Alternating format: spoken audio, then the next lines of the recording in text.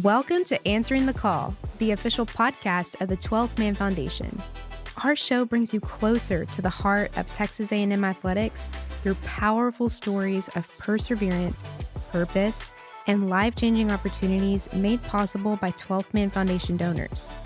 From student athletes and coaches to former students and dedicated staff, you'll hear firsthand how donor support shapes the lives of Aggie student athletes in competition and beyond. Whether you're a lifelong Aggie or simply curious about what makes Texas A&M so special, you're in the right place. Let's dive into today's episode. Howdy, and welcome back to another episode of Answering the Call, the official podcast of the 12th Man Foundation. I'm your host, Ivy Robinson, and right now I am sitting in studio with Aggie Football student athlete Rylan Kennedy. Welcome, Rylan, and thank you for joining us. Rylan, to start off, okay, can you tell our listeners where you're from, where you went to high school, and share a unique fact about yourself that you think not many people or fans know? I'm from Mansfield, and then I went to Mansfield Lakers High School. Interesting fact is probably like my clothing brand, me owning a clothing brand. Wearing it right now. You own a clothing brand? Yeah, I'm wearing my brand right now. A lot of my teammates be wearing it, and some other people in other sports be wearing it too. So yeah. That's super cool. When did you start it? I started it probably like last year. Well, I had it in high school. I just never used it, like the account. But I always thought about having a clothing brand. But I officially started it last year, and it just started blowing up, and everyone just started wearing it. People outside of Texas, in College Station, in Houston, everywhere. I'm trying to get it all worldwide. Yep. So you just do online sales? I do online sales, in-person sales. Pop-ups? People tell me to do pop-ups, but it's like it's been hard with football. I was going to say, why I've been trying to do pop-ups when you're literally on the football team? Yeah, I've always wanted to do like a Houston, like go to, because they be having like pop-up streetwear, but I'm like, I play football. So it's kind of like busy, but other than that, like I do online sales, I ship, and I do in-person sales. Like in the locker room, I'll bring it. If they want some, I bring it, and then boom, just like that. That's awesome. If people are interested who are listening right now and they want to go buy some of your merch, where can they do it? I have an Instagram page. It's called Love is Ry, LUVISRY. And then the website, loveisry.com. So yeah, it's going to have all what I have, streetwear. I'm trying to start with denim, having more jeans and more denim wear, luxury type, but I wanted to stay basic with the streetwear. So yeah, loveisry.com. I got all the pieces, everything. And I'm finna drop some shorts in a couple weeks, so. What's your favorite piece of clothing that you've designed or that you have right now? I say favorite piece as of right now is the tracksuit, because that's what started it all, the colorful tracksuit, because everyone, that really motivated me to keep going. And then also I have a tee that got lips on it with grills, and everyone wanted it. It's like a real old streetwear type. So I feel like those two are my favorite, but definitely the tracksuit I made, that's my favorite piece. Does anyone in your family do something similar to this, or is this Rylan, your own thing? As in having their own business and stuff, I'm not really sure entrepreneurship wise. I feel like I'm, as in clothing brand only in streetwear, I think I'm the first to do it. Mm-hmm. I may be wrong, I don't know, but I think the first to do it. Well, that is an awesome fact, and yeah, everybody go check out the streetwear. I mean, that's awesome. Really quick before we get into the depth of our questions, questions about football and the program and just the awesome season that Aggie Football is having this year. We got some more fun questions. We're going to do a rapid fire round, okay? So I'm going to ask you some this or that questions, and then you're going to answer with what you prefer and tell us why. Okay? I got you. So first one is sack or forced fumble? Definitely sack. It's just energy when you get a sack. It's just everything. Forced fumble's cool too. Both of them are cool, but I definitely say sack because it's just that feeling once you get a sack that just gets you going. So that definitely adrenaline rush. Yeah. Home game at Kyle Field or road game upset? Home game at Kyle Field. Kyle Field is just the atmosphere, and just playing there is just we all love it. So yeah. I definitely take that over the other one. Yeah, these road games here recently, I mean, y'all have been dominating. The stadium is just clearing out. Those fans are gone. That's cool too. I really, it's kind of, I don't have I really pick both, but I just say a home game. It's just something about Kyle Field, man. Okay, sneakers or slides? I'm going to go with sneakers. Even though I wear a lot of slides and slippers and stuff, I say sneakers because it's you can wear sneakers with anything, just going out, working out. just chilling. I need to work on wearing more sneakers. I got so comfortable wearing slides and stuff. It's just like, dang, people think I'm at home. I definitely say sneakers. Film study or practice reps? I definitely say film study. Get your mental reps ready, and then when you in practice, you're not gonna think. So I feel like once you have the film study down, when you in practice, it's go time. So yeah, even in game, it's go time. So yeah, film study. Early morning lift or late night film session? Early morning lifts. Feel like they get you up, get you hyped. You know, I love film, but when it comes to like just lifting and stuff, you got to get your body right. You know, get strong and stuff. So I definitely say early morning lift because we already do that anyway. So yeah. Are you a morning person? No, I'm not a morning person. No. But you just like getting like maybe lift forces you to like get that adrenaline pumping going. Yeah. And I love working out, so it's like that adds on to it. Small town or big city? I definitely say big city because I wouldn't consider Mansfield a small town. Like when I say Mansfield, people was like, "What's that?" But like I like saying I'm from Dallas too, because like, but then people be like, "What part?" Because Mansfield's closer to Fort Worth, right? Yeah, like Arlington, Grand Prairie ish, and people be like, "What part of Dallas?" I'm like, "Dang, they got me." So I just say Mansfield. So I definitely say a big city because it's just like you got so much around you, other than just like just your school and just whatever. You got restaurants, you got like activities to do. In a small town, it's just everyone knows each other. It's too compacted. It's just like, ain't nothing wrong with it, but I just say a big city. I'll definitely take that over the small cities. Music or podcasts?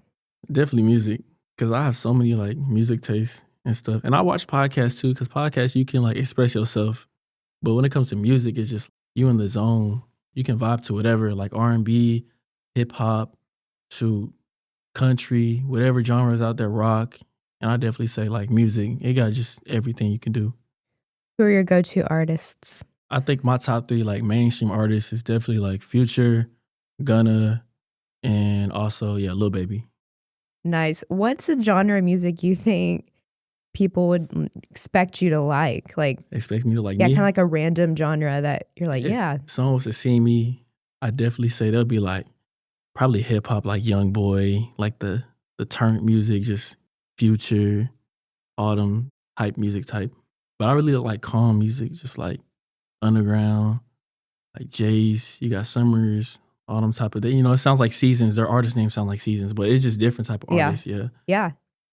Xbox or PlayStation? PlayStation for sure. Grew up on PlayStation. My dad had a PS3 ever since then. I don't know. It's just something about Xbox is just aggravating. Microsoft is just so slow.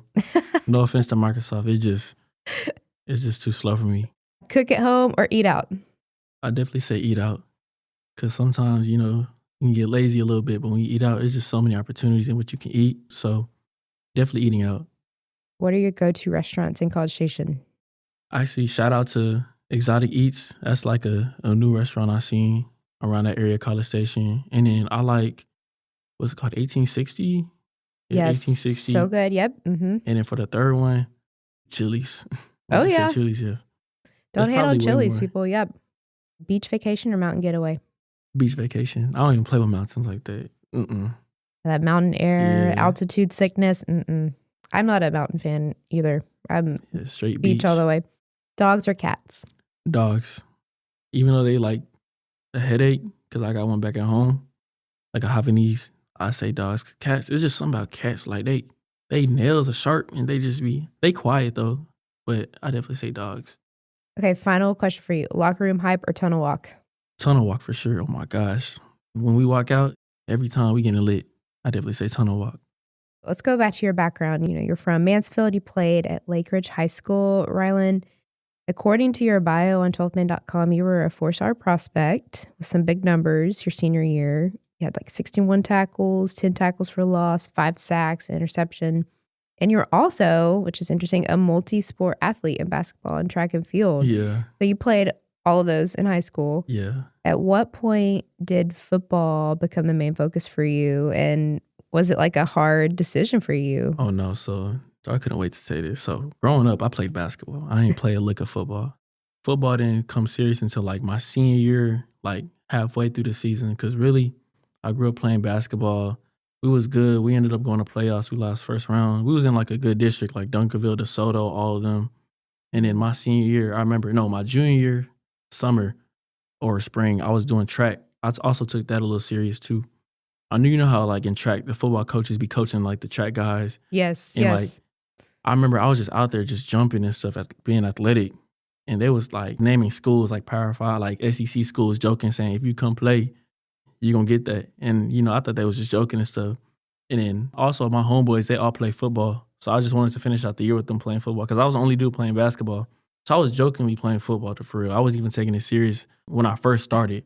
So once I jumped, in high jump, I broke the record, the school record, 6'11". I tried out what the coach was like, you should come play football, spring ball. So I was like, okay. And then I started realizing like my first fall ball game in football, like first practice, once I started to get in the hang of football, I was like, oh, I really like this. And then after that, it just went up from there. I started getting sacks, backfield. Mind you, I didn't even know what was going on. I just thought I was just playing football for fun. I didn't know too much about like sacks, play calls, formations. So you literally started playing football in high school? Yeah, You didn't play it senior when you were year. younger? I played like flag football, but I was like a lineman type. I didn't really like do too much. And like, when you're little, it's just like, it wasn't as serious. It was like for the church league. Yep. And then I played a little bit like little league, like second grade, third grade, like with pads, but I was a lineman. I didn't like it at all. I was big. I was really chunky. I didn't really play defense or nothing. I didn't really understand it. Like I literally grew up playing basketball all my life. I really thought I was going to go to college to play basketball or track. And then, I was like 195, 200 pounds just on the field, just didn't know nothing about weight room, none of that, just out there playing. And then, Man, what a story. Okay. So when did you receive your first offer? Take us back to that moment in your life and when, you were like, okay, wow, like I wasn't taking it seriously to begin with, but now football, I mean, this could be an opportunity for me to continue my career in college. It was during October, like mid-season. That's when I started taking football serious. But my first offer was Missouri Southern. It was a D2. And that's when I was like, okay, I got an offer. Now I'm taking this serious now. I'm like, oh, snap. It was like in the middle of the season, 5th game, 4th game. We already played a couple good schools. My stats was going up. But mind you, I'm not like a stat guy. I don't really pay attention to all that. I just be out there. Even when it's come to college now, I just be out there. And when I seen that, like on my Twitter, like all the coaches following me, I was like, oh, snap. Missouri Southern D2. I was like, wow, like I really got an offer from there. And my mom seen it, like they was all proud and stuff. And then ever since then, the season went on. I started getting all the offers after my senior season. And I feel like I would have got more, but I was a senior and I was already like ready to commit. And I kind of loved A&M, so I just wanted to come here. But I started getting a lot of offers. Yeah. And people didn't even know like I was a senior or if it was my first year playing football for real. So when you got the offer from A&M, were you pretty much like, oh man, I want to go here, or was it a hard decision? No, it wasn't a hard decision because I definitely say shout out to Coach Terry Price, rest in peace. But he definitely believed in me. He saw something in me. I'll never forget, I was at Wendy's. I was still playing basketball a little bit. I came from basketball practice because I was doing both at the time, doing basketball and football. And he was like, I seen a Twitter follow. It said Elijah Robertson and Terry Price follows you on Twitter. A&M. I'm like, A&M? Like, I always wanted to go to A&M and play basketball, but football, that's crazy. Cause I came to a Buzz Williams camp here for basketball a while back. Oh, no way. Yeah, but I didn't know I was going to get offered here. And ever since then, like when he followed me on Twitter and he like just showed me the way, he was a real coach. Like he never sugarcoated nothing.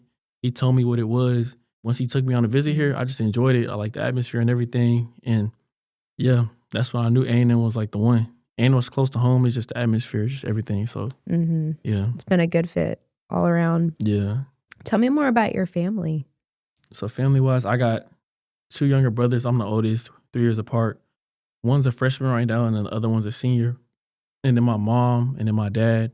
I definitely say it's a big family, like sporty family. Like we all grew up playing sports. Did anyone else in your family play sports in college? Yeah, I'm pretty sure. Like my mom, she did everything. She did cheer, volleyball, track. I don't know how that works back then, but she did all that. That's what she told me. And then my dad played football for West Point.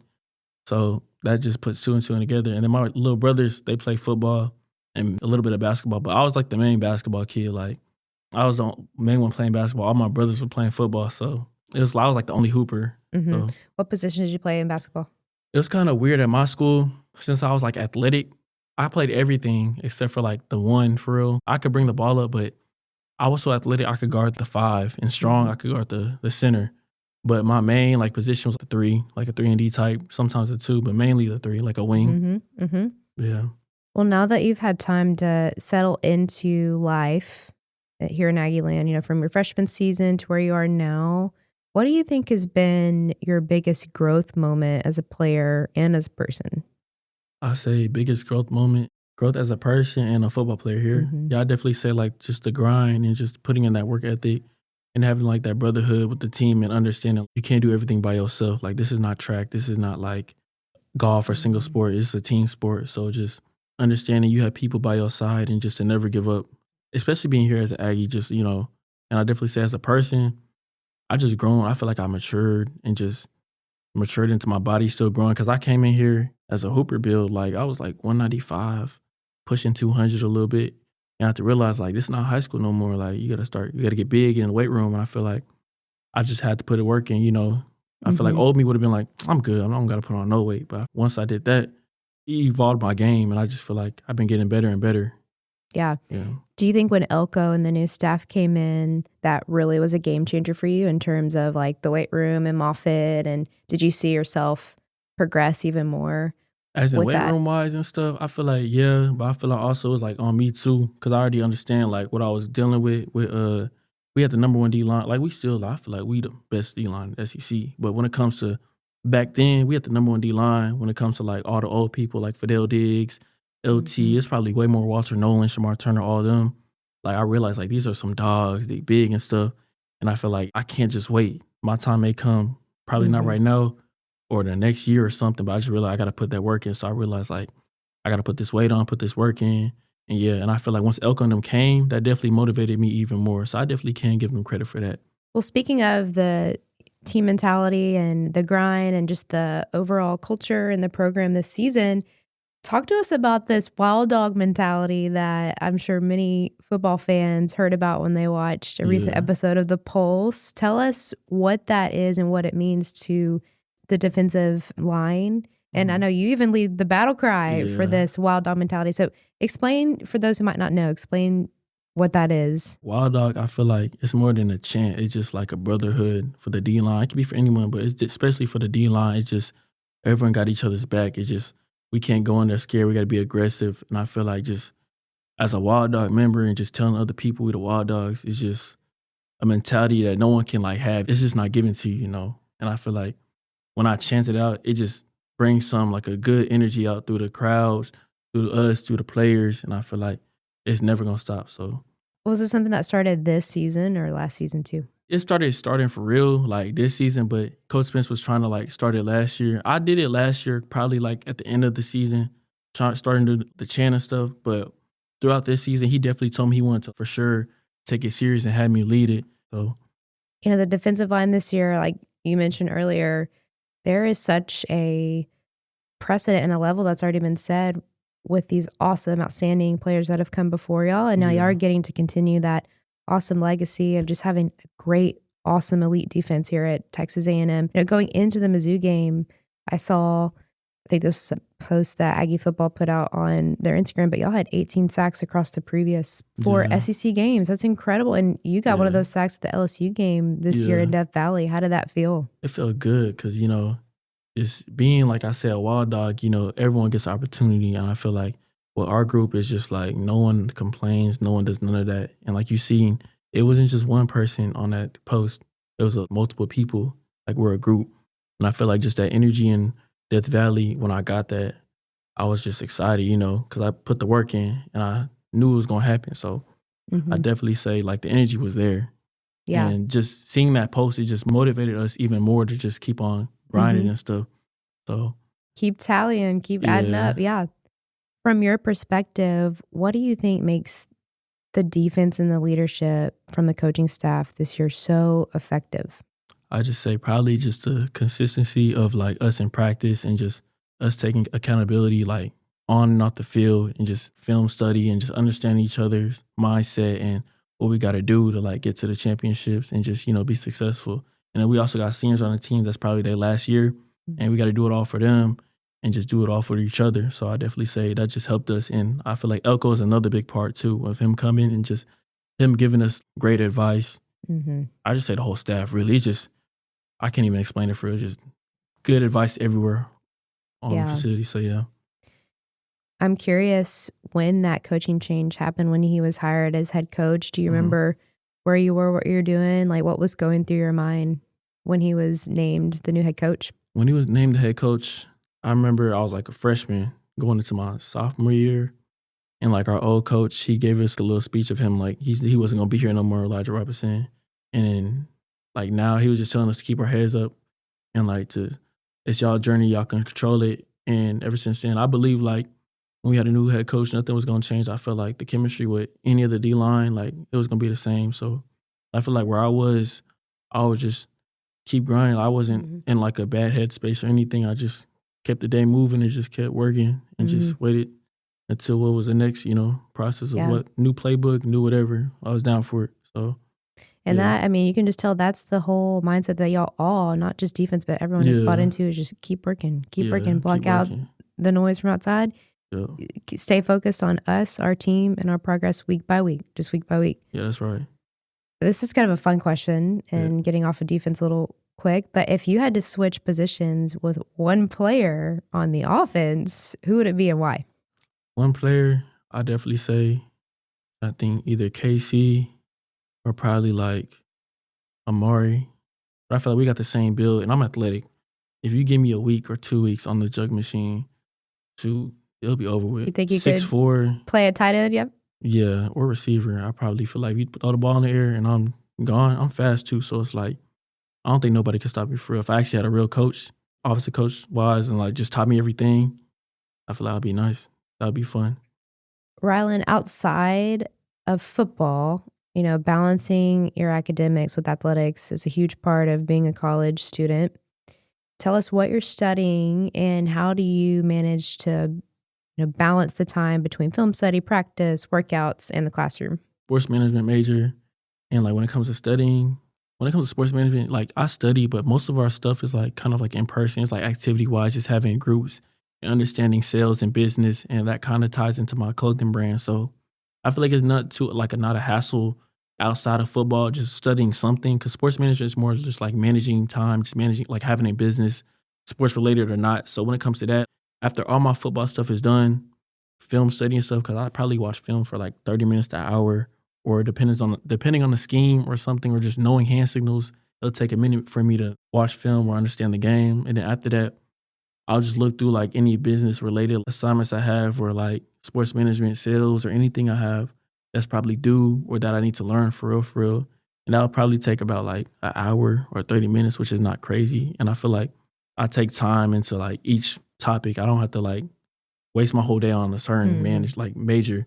And then after that, like with my clothing brand, I also like tie that down too. I can handle all those at the same time without stressing myself out. So yeah. How do you manage like the orders of your clothing brand with the schedule? That would seem, you have somebody helping you, or? When it comes to my brand and the orders, I do like the modeling, the marketing and everything. So when it comes to orders, UPS, it closes. I wish it stayed open until like 12.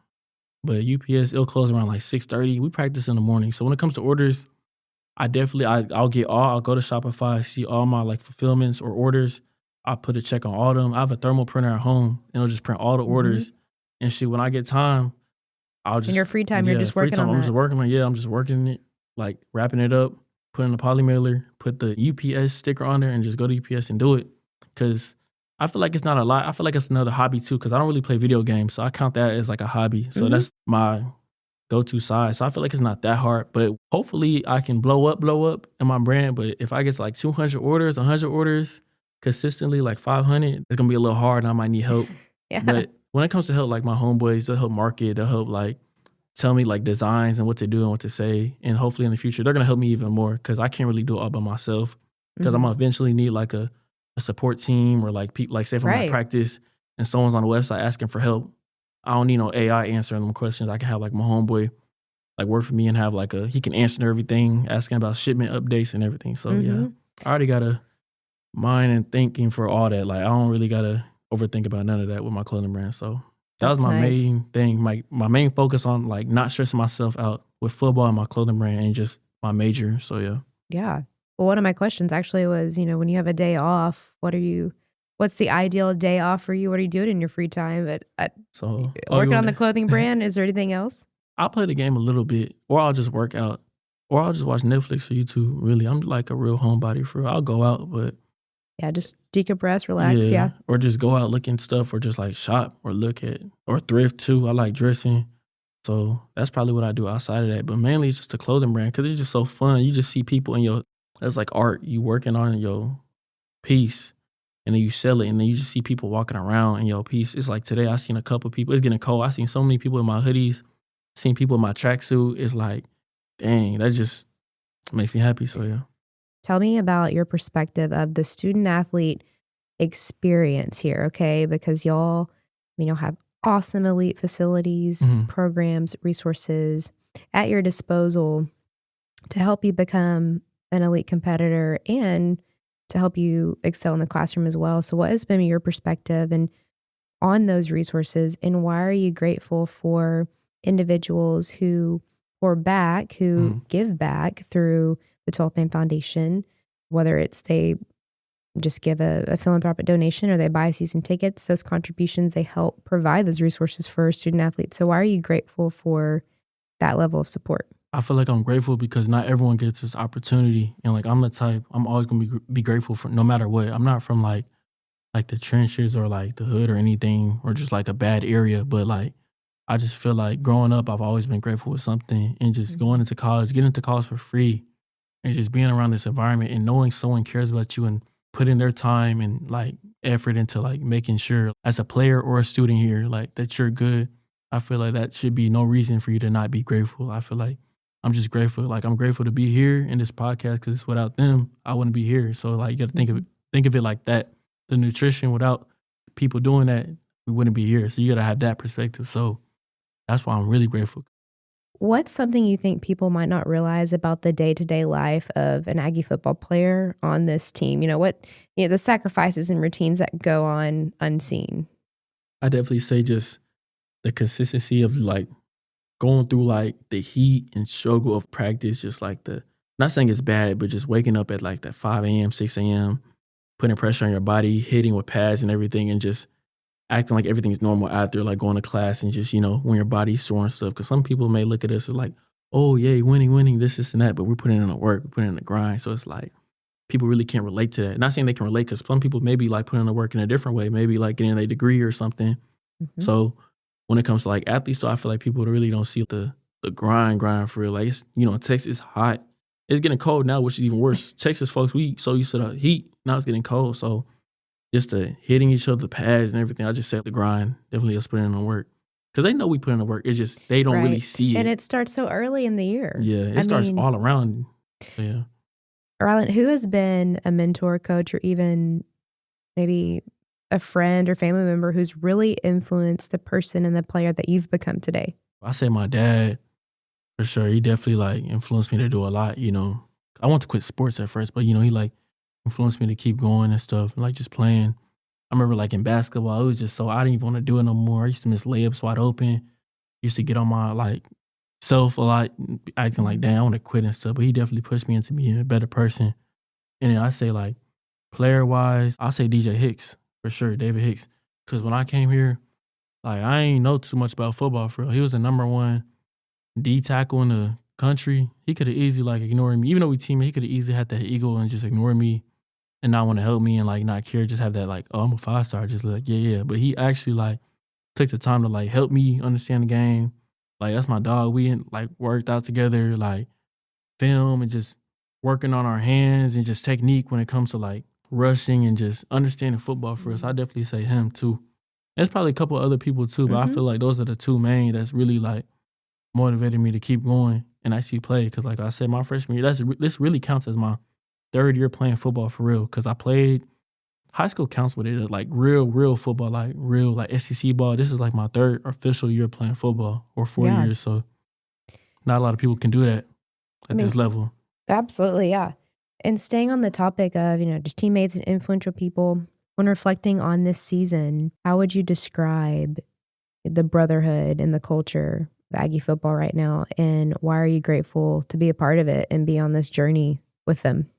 I'll describe the brotherhood as just like just a positive atmosphere because we all have our whys. Elko will ask us what our whys are because we had like a thing called the 4 H's: your history, heartbreak, heroes, and your Was it hopes. hopes? Yeah, your hopes, yeah.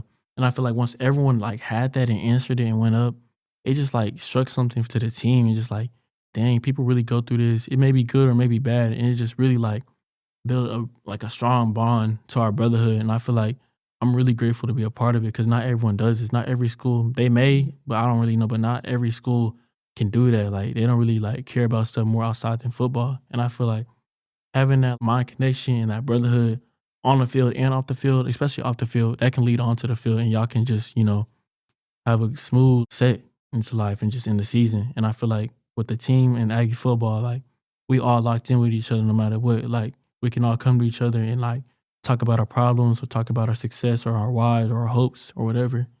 Like ain't nobody like scared to talk to somebody. That's the good thing about us. So I feel like this as a brotherhood team, it's just we go where we at and it's never gonna change. So yeah.